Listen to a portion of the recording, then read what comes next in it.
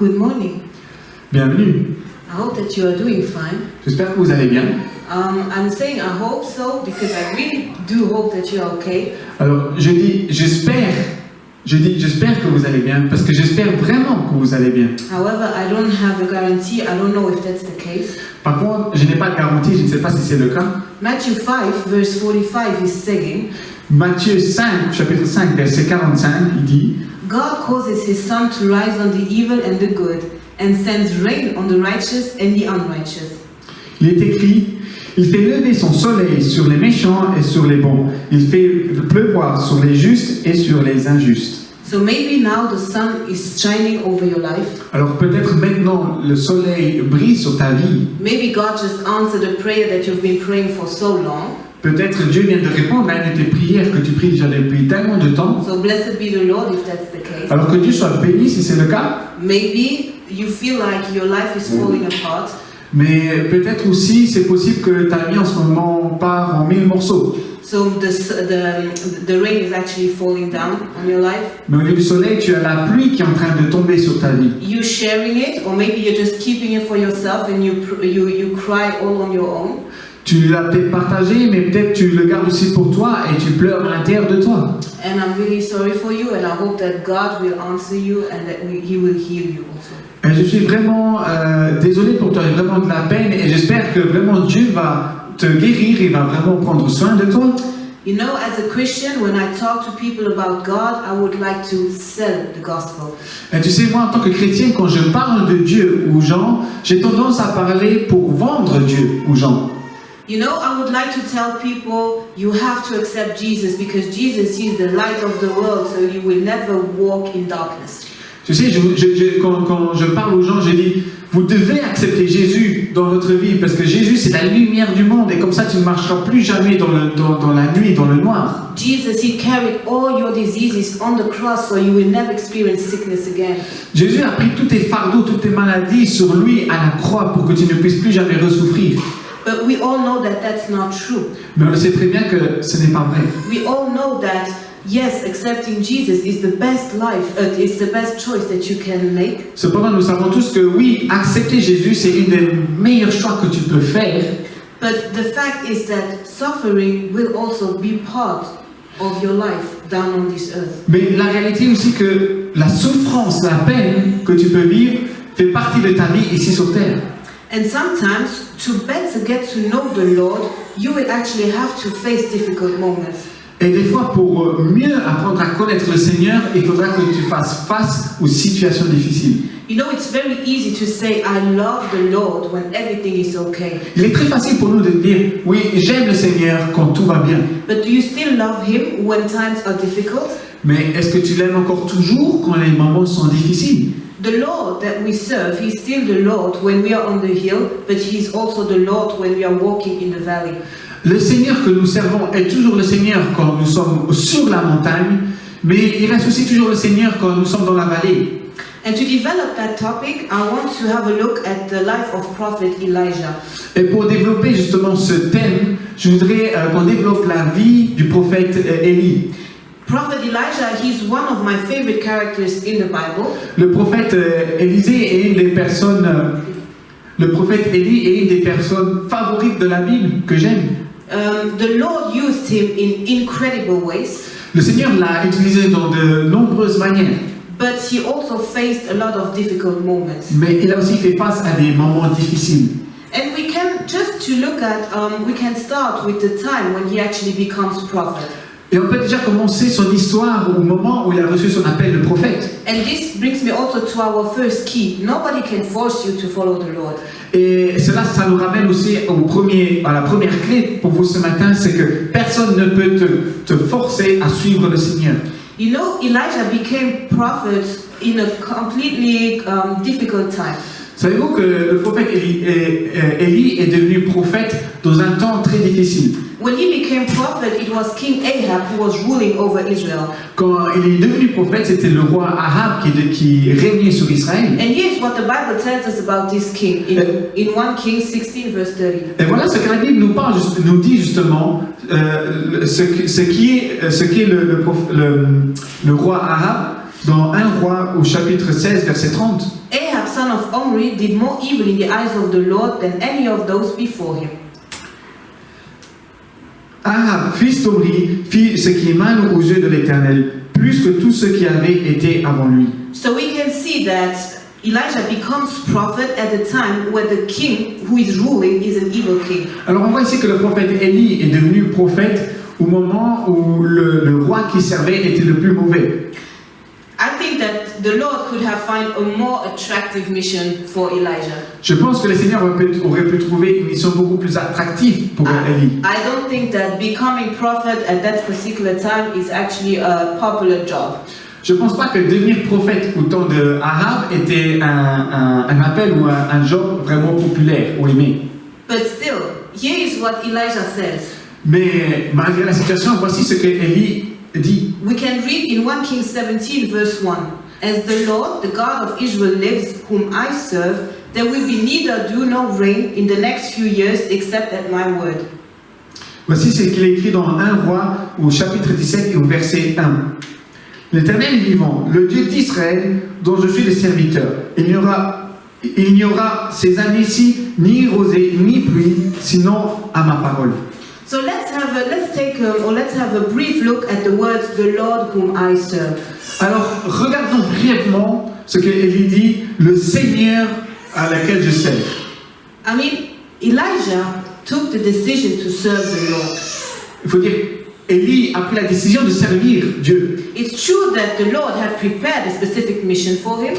Il est vrai que Dieu avait préparé une mission spécifique pour Élie. But still, Elijah had to accept the mission. Mais Élie devait encore toujours accepter cette mission. So it's very important for you to understand that serving the Lord is a personal choice. Alors il est très important pour toi ce matin de comprendre que servir le Seigneur est un choix. Becoming Christian, it is your own personal choice. Devenir chrétien, c'est ton unique choix. Luke 9 verse 23, we can read, "Whoever wants to be my disciple must deny themselves and take up their cross daily and follow me." Dans Luc 9, au chapitre 9, verset 23, il est écrit, « Si quelqu'un veut venir après moi, qu'il renonce à lui-même et qu'il se charge chaque jour de sa croix et qu'il me suive. » So these words, it's Jesus who is speaking them, it's Jesus saying them. Ces paroles sont prononcées directement de Jésus. And he says, "Whoever wants to be my disciple." Et il dit, « Si quelqu'un veut venir après moi. » So, in other words, you could say, if you take the decision to become my disciple, if you choose to become my disciple. En d'autres paroles, on peut dire, si tu veux devenir mon disciple, si tu veux me suivre. So it's very important to understand that when you take the decision to follow the Lord, alors il est très important de comprendre que quand tu prends la décision de suivre le Seigneur, you are doing that, but you have to know that there will be times where you'll be on the mountaintop and other times where you will be on the valley. et quand tu prends cette décision de suivre le Seigneur, tu dois savoir qu'il y aura des moments où tu seras sur la montagne, mais il y aura aussi des moments où tu seras dans la vallée. Elijah, for example, he knows that. Élie, par exemple, le savait. He knows that serving the Lord at that specific time, it will come with a cost. Il savait que servir le Seigneur au temps où il était en ce moment allait lui coûter.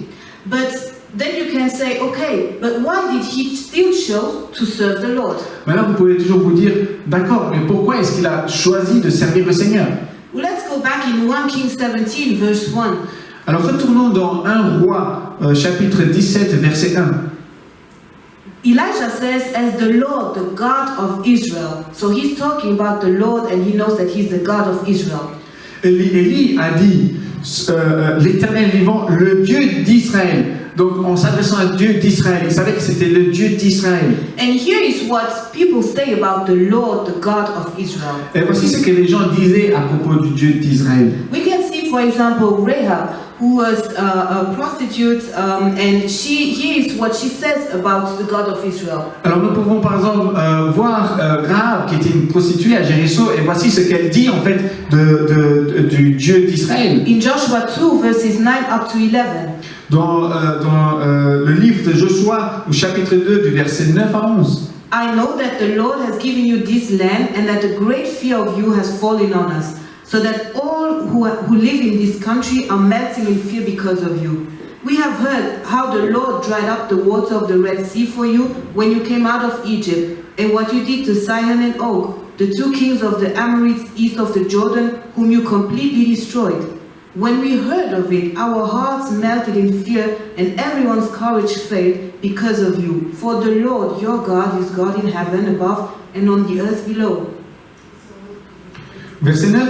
L'Éternel, je le sais, vous a donné ce pays. La terreur que vous inspirez nous a saisis, et tous les habitants du pays tremblent devant vous.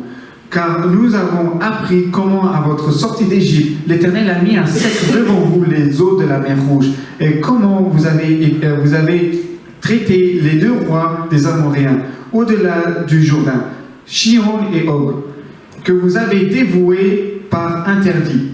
Nous l'avons appris et nous avons perdu courage, et tous nos esprits sont abattus à votre aspect, car c'est l'Éternel, votre Dieu, qui est Dieu en haut dans les cieux et en bas sur la terre. So you see, the God that Elijah is actually serving, it's the Almighty God. Donc vous voyez, le Dieu que Élie sert est le Dieu Tout-Puissant. So he knows that yes, times may be difficult.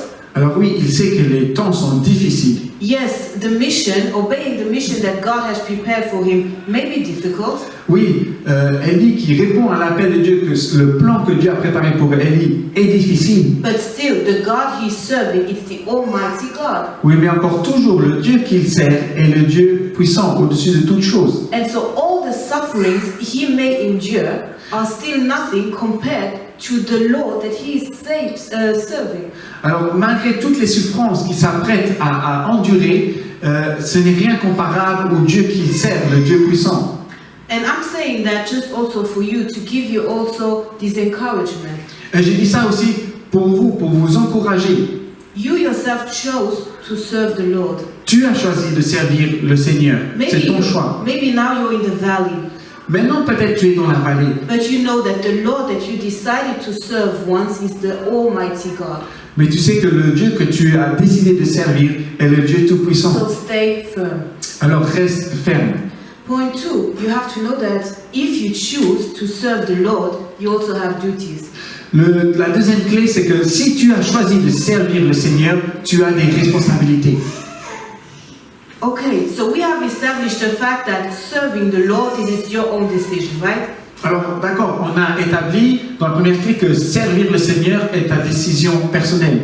But it comes with duties. Mais ça vient avec des responsabilités. Personally, when I hear the word duties, I automatically think of the word rights. Et quand je pense à la parole de responsabilité, je pense aussi à la parole de faire les choses justes ou droit. You know, as a human being, I like shouting my rights. However, I don't want to analyze my duties. Alors, en tant que personne humaine, j'aime crier sur mes droits, ce que j'ai le droit de faire, mais j'ai du mal à assumer mes responsabilités. Earlier we read Luke 9 verse 23. Auparavant, nous avons lu Luc chapitre 9, verset 23. And it was Jesus saying, whoever wants to be my disciple must deny themselves and take up their cross daily and follow me. Et c'est en fait Jésus qui disait, si quelqu'un veut venir après moi, qu'il renonce à lui-même, qu'il se charge chaque jour de sa croix et qu'il me suive. So Jesus explains actually that choosing to become his disciple, it comes with a cost. Alors en fait, c'est Jésus qui explique le fait que nous devenons son disciple vient avec un coût. You have to carry your cross and you have to do that on a daily basis. Il faut que tu te charges de la croix et tu te chargeras de cette croix chaque jour. The image of the cross is a strong and powerful image. L'image de la croix est une image forte et puissante. Jesus himself will die on the cross later on. Jésus lui-même, plus tard, va mourir sur la croix. The cross is an instrument of torture and of death actually that gives death. Et en fait, la croix au temps biblique était un symbole de torture et qui donnait la mort. So this shows actually the seriousness of the decision that you are taking when you choose to serve the Lord. Alors cette croix vous montre en fait la responsabilité, le sérieux que nous devons avoir face au Seigneur quand nous le servons. You cannot take that decision lightly. On ne peut pas prendre cette décision légèrement. Jesus knows that it is difficult, but still he is fair and he tells us and he warns us. Jésus sait que c'est difficile et c'est pour ça qu'il nous prévient et qu'il nous avertit. Let's read in Mark 10 verse 17 and then verses 21 up to 22. Lisons alors Marc chapitre 10 verset 17 et puis Marc chapitre 10 verset 21 à 22. As Jesus started on his way, a man ran up to him and fell on his knees before him. Good teacher, he asked, what must I do to inherit eternal life? Jesus looked at him and loved him.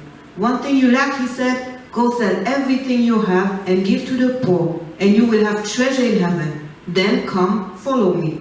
At this the man's face fell. He went away sad, because he had great wealth. Donc je vais lire Marc chapitre 10 verset 17. Il est écrit, comme Jésus se mettait en chemin, un homme accourut et se jeta à ses genoux devant lui. Bon maître, lui demanda-t-il, que dois-je faire pour hériter la vie éternelle? Puis Marc chapitre 10 verset 21-22.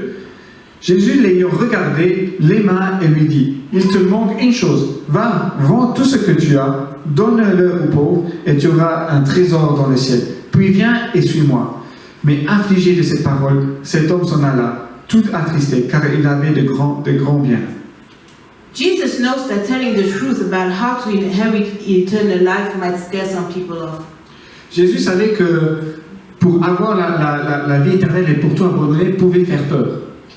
But still, he's not looking for new followers, right? Mais Jésus ne va pas pour des nouveaux followers, pour des nouvelles personnes qui le suivent.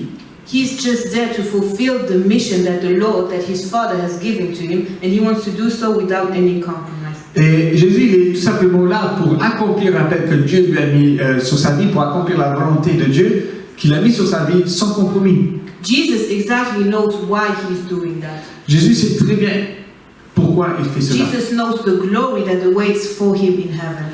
Jésus, il sait très bien la gloire qu'il attend pour lui dans les cieux. And this is why he's also harsh here down on earth, and this is also the reason why he tells people exactly how things have to be done.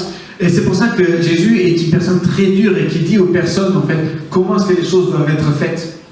But I think that if Jesus was honest enough to tell me, here, this is the cost if you choose to become my disciple. Mais je pense que si Jésus est assez fort pour me dire, tiens, si tu veux être mon disciple, voici le coût que ça va te coûter. I think that I can also trust him when he's saying that he's going back to his Father and prepare for me a place in heaven. Je pense que je pourrais aussi alors lui faire confiance quand il me dit qu'il va auprès du Père pour préparer une place pour moi. And this is written in John 14, verse 2 and 3. Et cela est écrit dans Jean 14, verset 1 et verset 2. 2 et 3. My Father's house has many rooms. If that were not so, would I have told you that I am going there to prepare a place for you? And if I go and prepare a place for you, I will come back and take you to be with me, that you also may be where I am. Il y a plusieurs demeures dans la maison de mon Père. Si cela n'était pas, je vous l'aurais dit. Je vais vous préparer une place.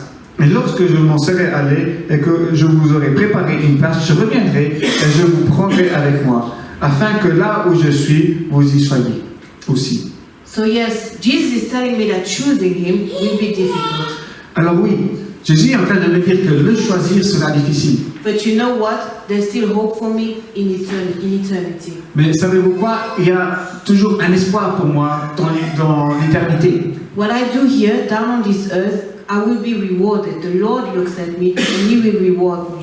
Et mes œuvres que je fais ici sur terre vont m'amener une récompense. Et le Seigneur regarde sur tout ce que je fais et va me donner une récompense par rapport à mes œuvres. So if you are walking in the valley, don't forget your reward is awaiting you in heaven. Alors si tu marches dans la vallée, ne t'inquiète pas parce qu'il y a une récompense pour toi qui t'attend au ciel. And that brings me also to key number 3. Et cela m'amène aussi à la clé numéro 3. So we saw that you yourself decided to serve the Lord. Alors on sait que toi, tu as décidé de servir le Seigneur. We know that it comes with duties. On sait que ça vient avec des responsabilités. But you do also have rights, you know. Mais tu as aussi des droits, tu sais. And let's go back to Elijah now. Et retournons à Élie. There is a scripture that we will read, but before reading the scripture, I think that we have to look at the context. Alors, nous allons lire un passage de la Bible, mais avant que nous le lisons, nous devons voir le contexte. Elijah just killed the prophets of Baal with the fire of the Lord. Alors, c'était au moment où Élie a tué les prophètes de Baal en faisant descendre le feu du ciel. Afterwards, Elijah runs away because Jezebel, so Jezebel is King Ahab's wife, and she wants him dead. So Elijah flees, he runs away. Alors par la suite, le prophète Élie va prendre peur et il va commencer à s'enfuir parce que Jézabel, qui est la femme du roi Ahab, va vouloir sa mort. Et Élie prend peur et il s'enfuit. And there is the first stop he makes, and during that first stop, Elijah is so depressed that he just asks the Lord, take away my life. The burden is really too much to carry. Et durant son voyage, il y aura déjà un premier stop où Élie va en fait prier Dieu et il va dire enlève cette charge sur moi, elle est beaucoup trop lourde, elle fait beaucoup trop de peine. And then the angel of the Lord comes, he visits him, he strengthens him, he encourages him, and then Elijah can go on, he can continue. Et puis il y a un ange du Seigneur qui vient chez Élie, il va commencer à l'encourager, à le renforcer, à prendre soin de lui pour que Élie puisse se relever et continuer. So Elijah, full of strength, goes again, makes a 40 days walk and arrives to the mountain Horeb. Et puis Élie, après cet encouragement, il prend toutes ses forces, il se lève et après 40 jours de marche, il arrive sur la montagne Horeb. And the mountain Horeb is also called the mountain of the Lord. And Elijah finds shelter there in a cave. Et la montagne de Horeb est aussi appelée la montagne du Seigneur. Et c'est là que Élie va trouver un petit abri, une petite cave, une petite grotte où il va pouvoir se réfugier. And it's actually at that time where we can read the scripture now. Et c'est justement à ce moment-là où nous pourrons lire les versets bibliques. So 1 Kings 19 verse 11. Donc 1er roi chapitre 19 verset 11. And then 13 up to 18. Et puis nous lirons verset 13 à verset 18. The Lord says, go out and stand on the mountain in the presence of the Lord, for the Lord is about to pass by. When Elijah heard it, he put his cloak over his face and went out and stood at the mouth of the cave. Then a voice said to him, what are you doing here, Elijah? He replied, I have been very zealous for the Lord God Almighty. The Israelites have rejected your covenant, torn down your altars, and put your prophets to death with the sword. I am the only one left, and now they are trying to kill me too. The Lord said to him, go back the way you came, and go to the desert of Damascus. When you get there, anoint Hazael, king of Aram. Also anoint Jehu, son of Nimshi, king of Israel. And anoint Elisha, son of Shaphat, from Abel Meholah, to succeed you as a prophet. Jehu will put to death any who escaped the sword of Hazael. And Elisha will put to death any who escaped the sword of Jehu. Yet I reserve 7,000 in Israel, all whose knees have not bowed down to Baal, and whose mouths have not kissed him. Alors je vais lire 1er roi chapitre 19 verset 11. L'Éternel dit, sors et tiens-toi dans la montagne, devant l'Éternel. Et voici l'Éternel passa, et devant l'Éternel il y eut un vent fort et violent, qui déchirait les montagnes et brisait les rochers. L'Éternel n'était pas dans le vent. Et après le vent, ce fut un tremblement de terre. L'Éternel n'était pas dans le tremblement de terre. Quand Élie l'entendit, il s'enveloppa le visage de son manteau. Il sortit et se tint à l'entrée de sa caverne. Et voici une voix lui fut entendre ces paroles. Que fais-tu ici, Élie? Il répondit, j'ai déployé mon zèle pour l'Éternel, le Dieu des armées, car les enfants d'Israël ont abandonné ton alliance. Ils ont renversé tes autels. Ils ont tué par l'épée tes prophètes. Je suis resté, moi seul, et ils cherchent à m'ôter la vie. Verset 15, l'Éternel lui dit, va, reprends ton chemin, par le désert jusqu'à Damas. Et quand tu seras arrivé, tu oindras Hazael, pour roi de Syrie. Tu oindras aussi Jéhu, fils de Nimshi, pour roi d'Israël. Et tu oindras Élisée, fils de Shaphat, d'Abel Meholah, pour prophète à ta place. Et il arriva que celui qui échappera à l'épée de Hazael, Jéhu le fera mourir. Et celui qui échappera à l'épée de Jéhu, Élisée le fera mourir. Mais je laisserai en Israël 7000 hommes, tous ceux qui n'ont pas point fléchi les genoux devant Baal, et devant la bouche ne l'ont point baisé. So what is interesting here is the fact that the Lord asked Elijah, what are you doing? Alors, ce qui est intéressant dans ce passage, c'est que le Seigneur demande à Élie, que fais-tu ici? In other words, the Lord wants to know what's wrong, what's going on. Et en fait, on voit à travers cette parole que le Seigneur veut savoir qu'est-ce qui se passe, qu'est-ce qui ne va pas. The Lord is almighty, right? Le Seigneur est tout-puissant. Ok? So he knows everything. Alors, il sait toutes choses. So Psalms 139 verse 4 is saying, for example, before a word is on my tongue, you, Lord, know it completely. Alors, par exemple, si nous lisons Psaume 139, au verset 4, il est écrit « Car la parole n'est pas sur ma langue, que déjà, ô Éternel, tu le connais entièrement. » So actually, the Lord actually very well knows what Elijah is doing. Alors, on voit qu'en fait, le Seigneur sait très bien ce qu'Élie a. But still, he wants to hear it from him. Mais malgré si le Seigneur le sait, il veut quand même l'entendre du prophète Élie. The Lord is a Lord of relation. Notre Seigneur est un Seigneur de relations. So the first thing also for you, when you have a problem, talk. Alors, la première chose pour toi, quand tu as un problème, parle. Do not stop talking to the Lord. Ne t'arrête pas de parler au Seigneur. Yes, you can presume the Lord knows what's going on, the Lord knows what's bothering you, but still, he wants to hear it from you. Talk to him. Oui, souvent tu peux te dire, oui, le Seigneur sait ce qu'il passe, le Seigneur sait ce que j'ai à cœur, le Seigneur sait ce que je pense. Mais quand même, le Seigneur s'attend à ce que tu parles. You know, when Elijah starts talking, he starts just explaining what happened. Tu sais, quand le prophète Élie commence à parler à Dieu, il lui dit tout simplement tout ce qui se passe. But in his speech, he remembers the Lord something very important and very interesting. It's the covenant. Et durant qu'il parlait avec le Seigneur, il va rappeler un point très important pour Dieu, c'est son alliance. In verse 14, Elijah says, the Israelites have rejected your covenant. Dans le verset 14, il dit, les personnes ont rejeté ton alliance. So the Israelites have actually rejected their own God. Et en fait, les Israélites ont rejeté leur propre Dieu. You remember the God, the Almighty God? Tu te rappelles le Dieu Tout-Puissant? Well, that God, the Israelites have rejected him. Eh bien, ce Dieu Tout-Puissant, c'est ce que les Israélites ont rejeté. And Elijah thinks that he is now the only one left who is actually God-fearing. Et en fait, le prophète Élie pense qu'il est le dernier, l'unique, qui a encore une crainte envers Dieu. And so, when he talks about the covenant, Elijah indirectly remembers the Lord that he too has duties. Et quand il parlait justement de l'alliance que Dieu avait fait avec Israël, Élie n'hésite pas à rappeler à Dieu que lui aussi a des devoirs, a des responsabilités. I mean, the covenant, it's like a binding agreement, right? Et si on pense une alliance, c'est comme faire une alliance. Oui. Faire An accord. un accord. Yeah. So the covenant is like a binding agreement. And the covenant the Israeli people find themselves in, it goes back to the patriarch of Abraham. Donc, faire les alliances, c'est comme faire des accords. Et ce principe d'alliance remonte au temps des patriarches. And so in Genesis 17, verse 1 and 2, we can read, when Abraham was 99 years old, the Lord appeared to him and said, I am God Almighty, walk before me faithfully and be blameless. Then I will make my covenant between me and you, and will greatly increase your numbers. Alors, nous pourrons lire dans Genèse, au chapitre 17, du verset 1 à 2, nous pourrons lire, lorsque Abraham fut âgé de 99 ans, l'Éternel apparut à Abraham et lui dit, je suis le Dieu Tout-Puissant, marche devant ma face et sois intègre.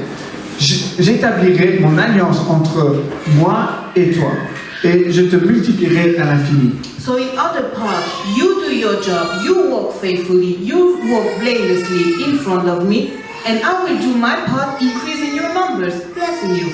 Donc ici, ce qu'on voit dans l'alliance, c'est toi, tu vas faire ta part, tu vas marcher, tu vas me suivre, tu vas m'écouter avec toute ta foi, tu vas rester fidèle, et moi, de mon côté, je vais te bénir et je vais te multiplier infiniment. So yes, the Israeli people did no longer respect the covenant of the Lord. Alors oui, les Israélites n'ont plus respecté l'alliance de Dieu. But Elijah, he remained faithful. Mais Élie est resté fidèle.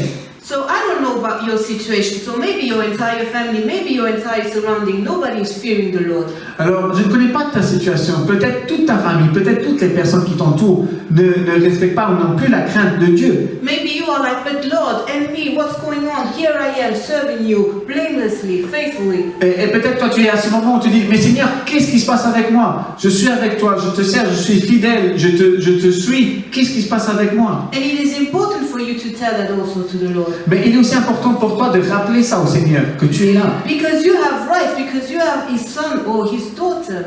Parce que tu as des droits, tu es le fils, la fille du Seigneur. And it is very important for you to understand that. Et il est très important pour toi que tu comprennes ce principe. Elijah understood that. Élie a compris ce principe. Even though he did not immediately see the blessing, he still remained faithful and he knew his right. Et même si Élie a vu qu'il n'a pas directement vu les bénédictions, il savait qu'il était resté fidèle, il savait qu'il était resté, qu'il avait cette crainte pour Dieu, et donc il était droit, qu'il avait ses droits. And what happens after this speech is that actually the Lord tells Elijah, here, you know, I have reserved 7,000 people that did not turn away from me. Et justement, ce qui va se passer après cette discussion, le Seigneur va dire en fait à Élie, regarde, il y a 7000 personnes qui n'ont pas fléchi les genoux. Imagine, Elijah was alone. He felt alone. He thought he was alone. Imagine, Élie était seul, il a pensé qu'il était l'unique, le dernier, qu'il était abandonné, qu'il n'avait plus rien. And then comes the Lord and tells him, no, 7,000 men are still there. Et puis il y a le Seigneur qui vient lui dire, non, ne t'en fais pas, tu n'es pas seul. À côté de toi, il y a encore 7000 personnes. And you know what? It goes on and he reveals him even a plan. Et tu sais quoi, Élie? Le Seigneur va continuer, il va lui révéler son plan futur. Don't you think that if the Lord did that for Elijah, he can also do that for you? Penses-tu que si Dieu a fait ça pour Élie, il pourra le faire pour toi? He's the same God. He's the Almighty God.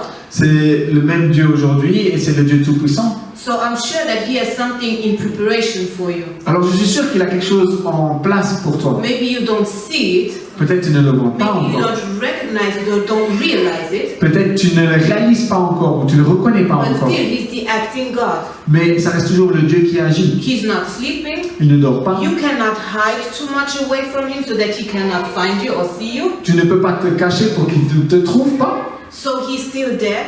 Alors il est toujours là. He sees, he knows that you are walking faithfully. Il te voit et voit que tu marches fidèlement. And one time he will act. Et un jour il va agir. And when he acts, it will be big.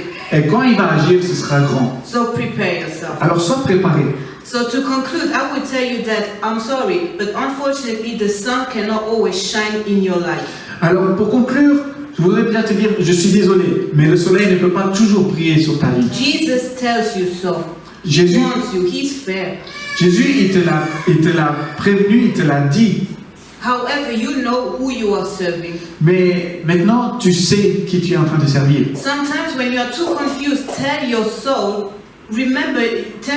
or remember all the goodness that the Lord has done for you. Alors des fois, quand tout va mal, rappelle-toi que toutes les bénédictions que tu as déjà reçues du Seigneur. Don't forget that the Lord sees you. N'oublie pas que le Seigneur te voit. You cannot hide away from Him. Tu ne peux pas te cacher de sa face. And even in the valley, Et même dans la vallée, the Lord has a plan prepared for you. le Seigneur a préparé des plans pour toi. Ask Him and He will reveal them to you. Demande-lui et lui va te les révéler. Amen. Amen.